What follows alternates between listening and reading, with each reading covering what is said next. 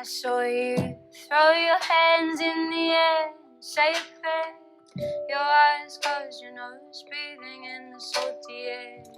There was nothing you could do to make me love you anymore. You said, would I despair in you? I don't feel like I'm going anywhere with you. Welcome to the June episode of Vegetables Matter. Wow, what an unusual time in our history. This is going to be an unusual episode. I have very little fiber projects, and I do really want to talk about the Black Lives Matter movement that is in full swing. So how to begin?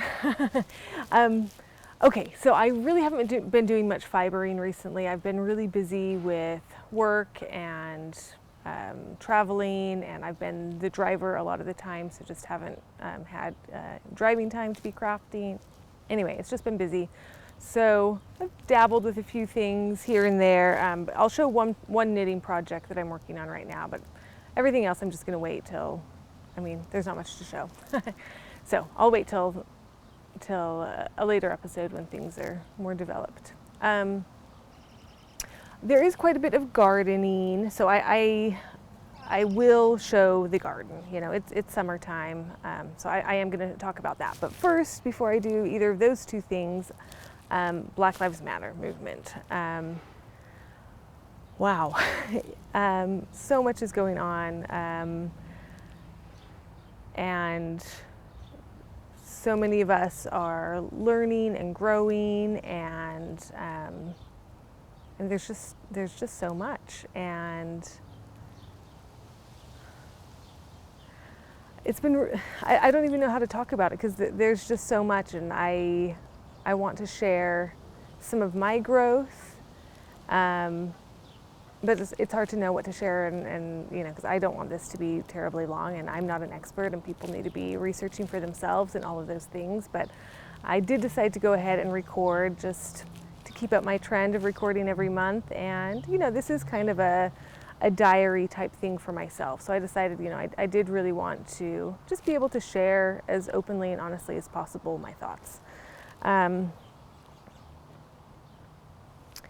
But first of all, I've just been really inspired. So I was out of town when George Floyd was killed, and the protests and riots started happening. So I didn't find out about it until I got home. It was just like, whoa, things are going on. And then they just kept going on. But I was at work, just working really long hours that week, and then the following weekend, again, I was out of town, and then back into just crazy work. So I'm following the news as best I can, but I'm not doing a good job, and I wasn't participating in rallies. And, on the one hand, that's very privileged, to be able to not have to focus on it. On the other hand, sometimes when I'm involved in different causes or things like that, people also say, it's very privileged to be able to fight for things. Some people are just struggling to survive. And I'm not trying to say that I was struggling to survive, but a job is a job is a job. And I could have neglected it, but there are serious consequences for things like that as well. Anyway, so I guess I'm just bringing that up just to say that I do see both of these things, that I'm privileged in order to be able to not participate fully, but there's also, sometimes you're not able to. And then there are other ways of being able to contribute without being on the streets as well. So I don't know if that made any sense, or if people, anyway, whatever. But I wanted to, there's so many things.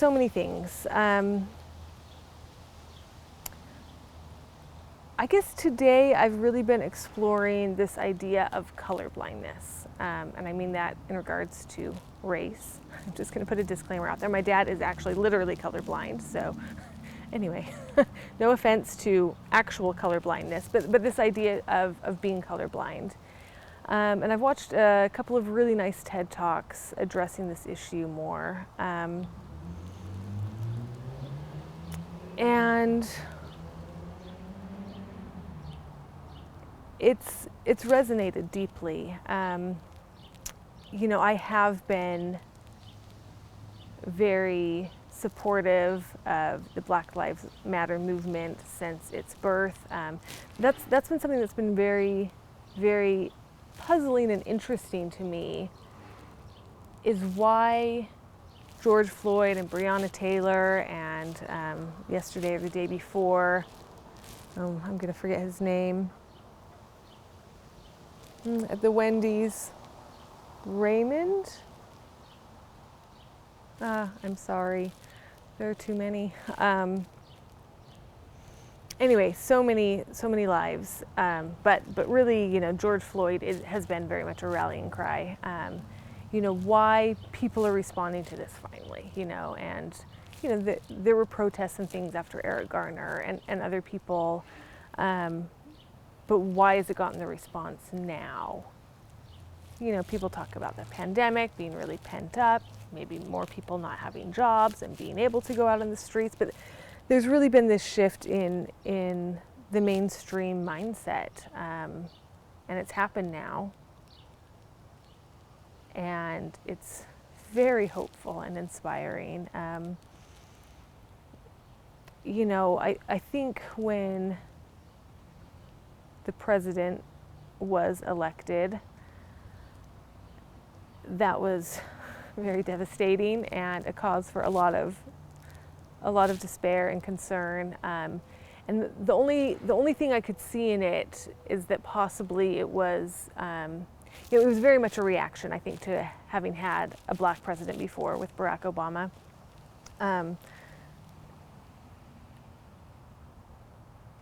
Anyway, so yeah, that was definitely a response, but my hope was that this could be kind of like the final and last clingings on to racism and these things. And I don't know that I think it's final, but I feel like that energy is finally manifesting. And, you know, we've seen it in different things, but it just hasn't seemed to go anywhere with the Women's March and, you know, lots of protests for refugees and, you know, the Muslim ban and immigrants coming in and children being locked in cages. You know, there's been so many protests, but it's still, things are just happening, and we just continue to see so much racism. And this, I don't know, this finally feels like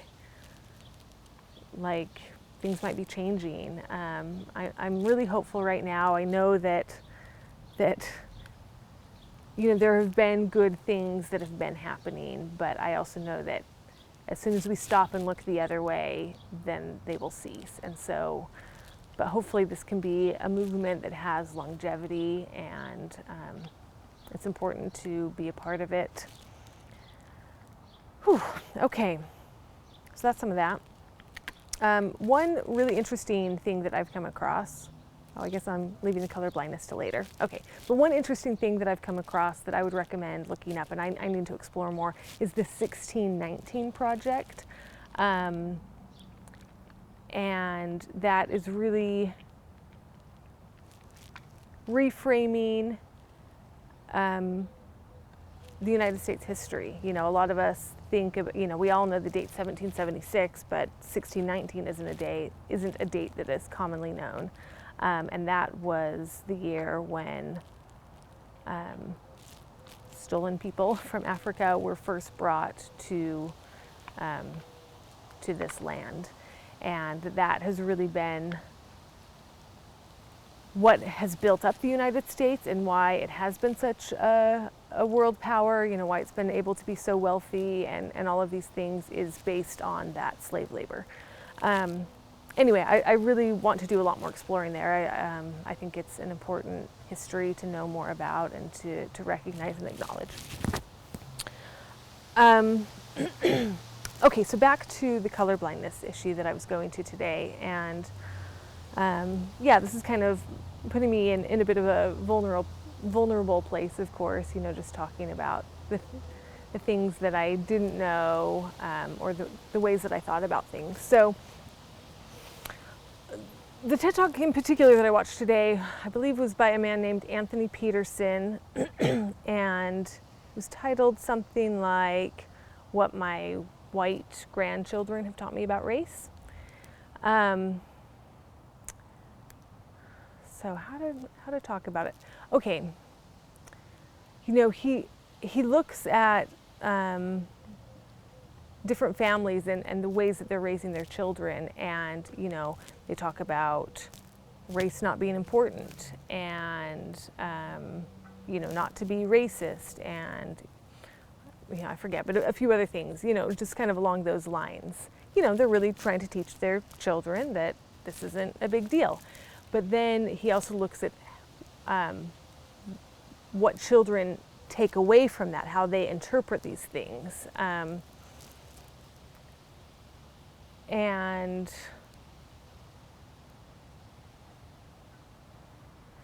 the I guess, I mean, watch it if you want to know more about it. I'm not doing a good job recapping it. I'm not going to try to recap it, but for me,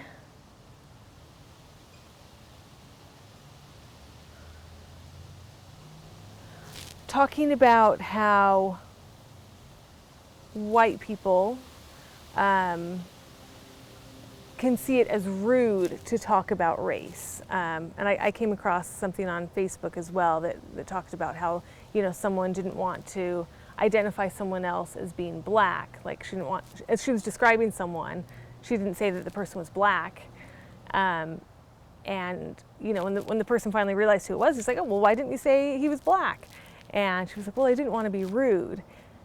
And he's just like, whoa, that's so interesting that for so many white people, saying that someone is black is rude.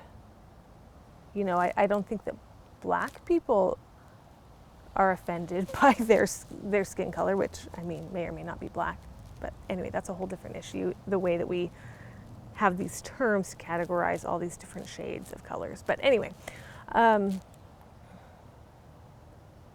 yeah, so I think that's important. And I think that I have shied away from talking about race. And I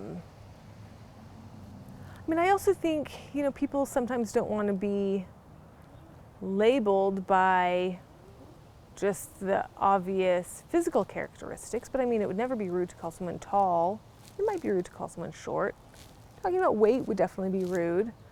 You know, if you have a disability, is it rude to refer to someone in that by their disability? Like, anyway, so I do think it's a complex issue, but you know, I'm learning more and more from from Black people and people of color that they don't consider it rude to be referred to by the color of their skin, by the classification of their skin. I want to say more than the color of their skin.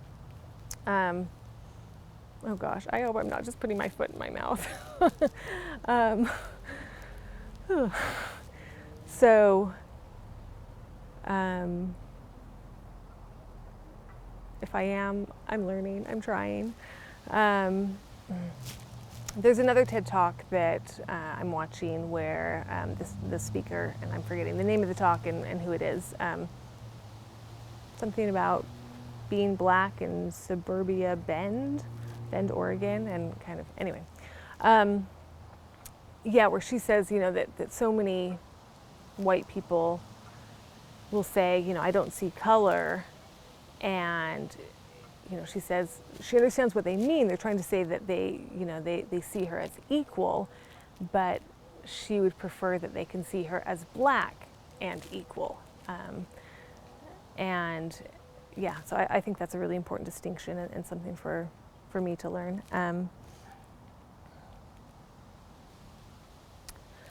In the first TED Talk, some of the takeaways that I took were, okay, so these different principles being learned by kids, and one of the takeaways that kids have is that hard work equals success. And then he also found out kind of some of the ways that they do think about race, and it's that Black people are poor, which, I mean, kind of based on that other one, then this next assumption comes into play. Black people are lazy. Black people are stronger. Anyway, so you can just see how, you know, that while parents are trying to teach things in a certain way, there are these underlying things that are getting across that are important to know about and I think to change. And so he really says that actually talking about race is important. This is what I'm hearing from people is that we do need to talk about it, and that it does. I guess for me, I think, you know, because it doesn't have to be a bad thing. Like, people shouldn't be and aren't ashamed of their skin color, and so why not be able to talk about it, just like we would be able to compare heights or, you know, different things like that. And maybe that's me being colorblind again, relating it to heights. Yeah, I don't know. Anyway, but to be able to see it and talk about it. So that's kind of where I'm at in my journey. Tons more, but I think I'm going to leave it at there. I think I've bungled it enough already, but did feel like it was important to acknowledge and talk about. So that's that.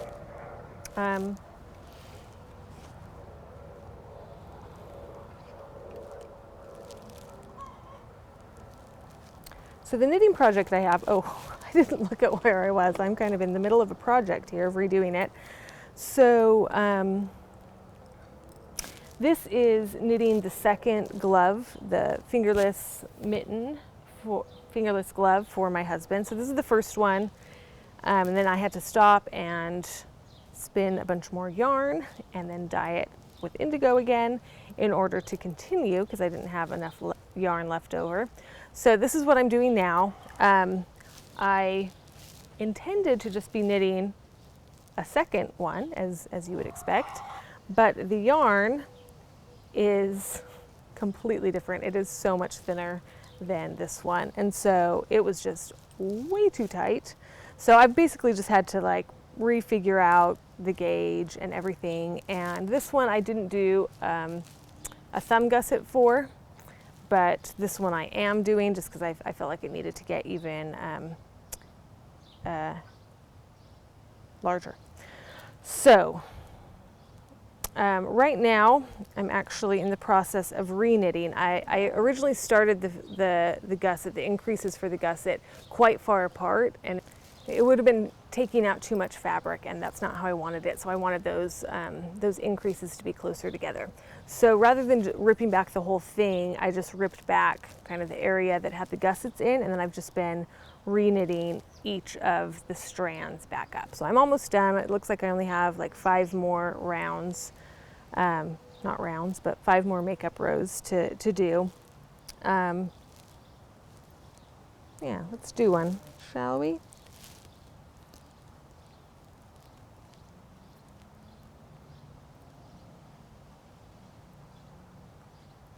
So this is something that, this is a technique that I've been playing around with a lot more, and yeah, I feel like it's felt really good to add to my repertoire. I feel like a more talented knitter being able to do this type of thing, especially, I guess I've really been doing it when it comes to lace, where you can just, you know, if there's a mistake, you don't have to rip back everything. Just ripping back that area and re-knitting it has been really helpful. Shoot, I thought this might happen. This might have been an increase row. Is it? Or can I just kind of pull that through? Okay, so I have too much here. So I'm just going to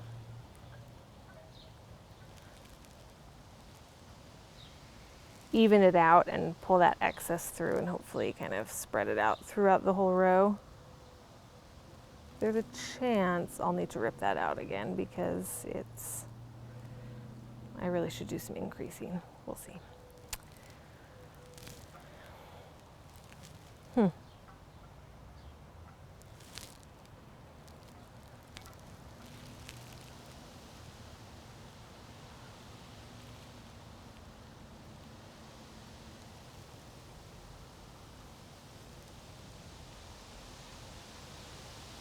No, I think that one, so you can see that these loops are a little bit different sizes.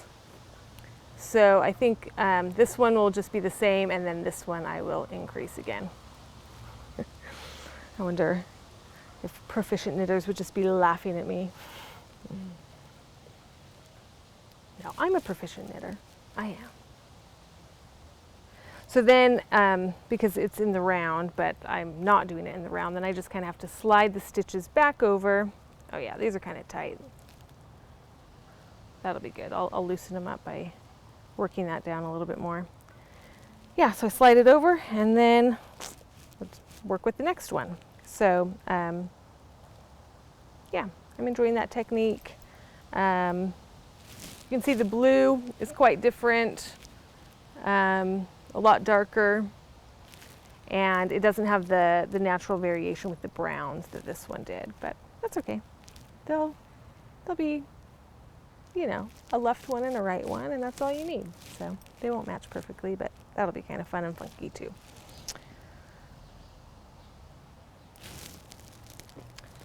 Okay, next is the garden. This morning or yesterday or one time I was out in the garden and just kind of did some video, and then I'm just gonna kind of talk about it as I'm editing and kind of add that in. I didn't talk about in the backyard though, so I'll probably take some pictures. I guess the one thing I do want to focus on is that I really have been doing so much more dye plants this year, and that's been really cool. So there's some stuff in the front that I'll talk about, but in the back I have a raised bed that has right now Dyer's chamomile, and that's growing really well. I had started that indoors, and that's just really looking good. And then I got it in the ground pretty late. Again, things have been busy, but a few weeks ago I did plant some Tango Cosmos in there, and those are coming up, and I also planted madder in there, but I haven't seen any of the madder coming up yet. So hopefully that'll be coming up soon. It's definitely a long-term project for that one, but I do hope to get a solid start on it this year. So yeah, that's gonna be it for today. Hopefully it's not too weird of an episode. Anyway, hopefully I documented this time, this hopeful time, in a good way. Of course, I guess, you know, obviously the pandemic is still happening, so it's crazy. I did actually get tested for COVID-19. I did it very preemptively. So that first weekend of the riots, I was down in Torrey and didn't know about them. And the next weekend I had plans to be going down to Cedar City to be to be visiting Ernestine, Lehigh, and Eleanor Tom, who are the people that I made the Paiute book with that I showed in the March episode, I want to say.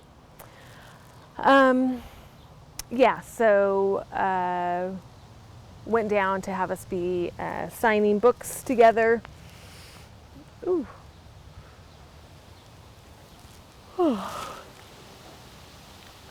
Yeah, signing books together and just visiting, and yeah, so that's where I was that second weekend, and then home. Oh, I know why I was talking about it, sorry. So when I knew I was going to be meeting up with these two Paiute elders, I knew that giving them COVID-19 was not an option. That would not be okay in any way, shape, or form. So I got a doctor's order to get a test, you know, because I am going to work regularly, and I am, you know, having contact with people, and we try to be safe about it, but, you know, obviously it spreads. So anyway, so that was really good to get that and have a negative result before I visited them. So yeah, it was not comfortable to get tested, but it doesn't last too long either. So, and you know, there's thousands and probably millions of people who've gotten tested. Yeah, very, very uncomfortable. So. Okay, so this is a full box of potatoes. That's what all those are. And coming over here, this first big chunk of it is the Three Sisters. So corn, beans, and squash. You can see the corn's coming up really nicely. Those are some volunteer onions right there in the midst of it all.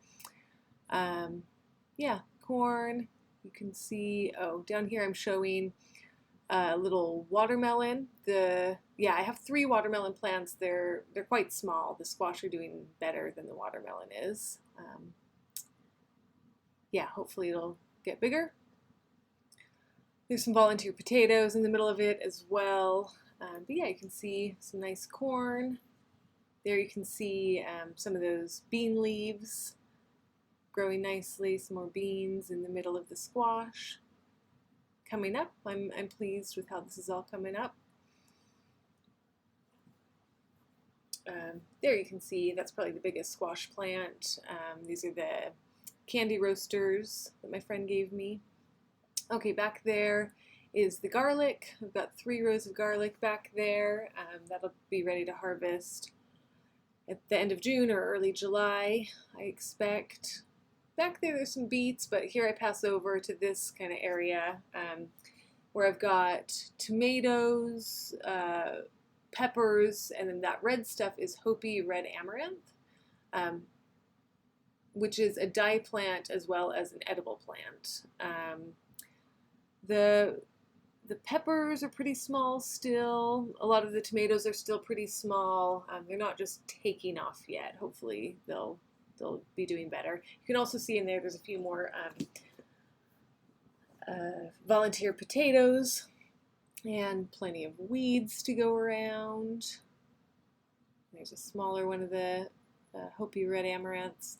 In this little pot I have some holy basil I started from seed, and that one that I just passed is some plantable paper that has some pollinators. Okay, over here we've got peas. You can see some peas there. It's a whole row of them. And yeah, they're fruiting really nicely. As you can see, plenty of peas. I love to just go out and pick peas. I think they're the perfect snack. Again, there's some of the beets. You can't see it. I'll show a better picture. Yeah, definitely having to battle the animals, the cat, the dog. Oh, that's a grape. Our other grape died this year. Some raspberries, some strawberries. And then, oh yeah, lettuces back behind the peas. This is, I don't know, like a butter leaf lettuce maybe. And I also have some romaine and some spinach, but I've been battling the chickens. They've been getting out a lot. You can see that in this box really clearly as well. Where I had all this kale, and they've just been chowing down on the kale. It's beginning to recover now a bit, but this box it's really, really shady, so things grow really slowly there, and then the chickens just decimated it. Okay, back here I have more dye plants. The chicks have also destroyed, I've been battling them here as well. That's some weird asparagus there, but I have murasaki in here, which the roots should be able to do a purple dye. I haven't been able to find a lot of info about it, but that's the idea. That I'm just discovering is the chickens killed one of them. But I have maybe about 8 of these scattered throughout this bed. And then there's some Hopi sunflowers. So I planted these last year. Last year I did Hopi sunflowers and marigolds, and this year I have those 2 along with others. Oh yeah, with the tomatoes and stuff, I've got some marigolds as well. While we're over here, let's take a look at the chicken coop. There's Nueve back there, deciding she might want to go into the backyard. Yeah, this is their little space. There's a chicken taking a dirt bath there, it looks like. They've got access to the backyard. And yeah, so this is the front yard. Just kind of an overview of those boxes and how it's looking at this point in my life. Some roses that the neighbors have. Oh yeah, and that's a better picture of the beets because I kind of skipped over them. Thank you for visiting with me today. And I just want to say that Black Lives Matter. See you next time.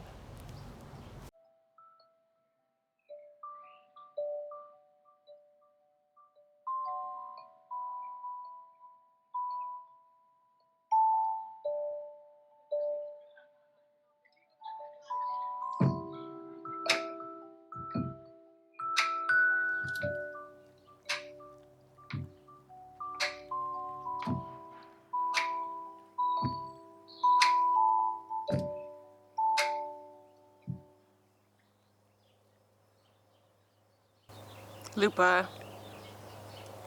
There's a chicken right next to me. It's actually kind of good for the chickens to get scared of her because they're kind of not scared enough. I saw you throw your hands in the air, say a prayer. Your eyes closed, your nose breathing in the salty air. There was nothing you could do to make me love